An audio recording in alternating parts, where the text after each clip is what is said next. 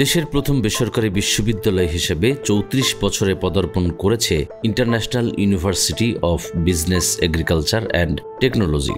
বৃহস্পতিবার সকালে বিপুল আনন্দ ও উচ্ছ্বাসের মধ্য দিয়ে উত্তরার নিজস্ব ক্যাম্পাসে ৩৪তম প্রতিষ্ঠাবার্ষিকীর উদ্বোধন ঘোষণা করেন বিশ্ববিদ্যালয়ের উপাচার্য অধ্যাপক ডক্টর আব্দুর রব।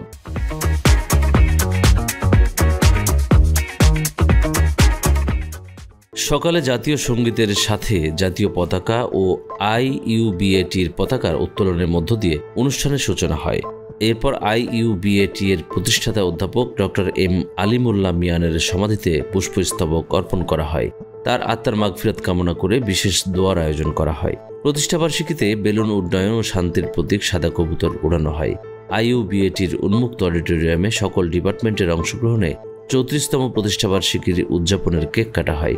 প্রতিষ্ঠাবার্ষিকী উপলক্ষে এক বিশেষ আলোচনা অনুষ্ঠানের আয়োজনও করা হয়। সেখানে বক্তব্য রাখেন অতিথিরা।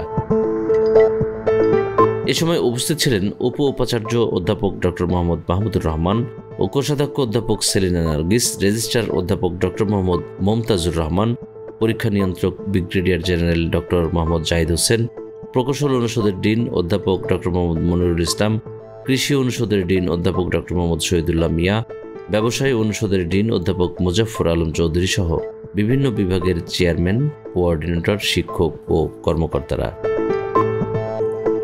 নিউজ ডেস্ক, আমাদের সময়।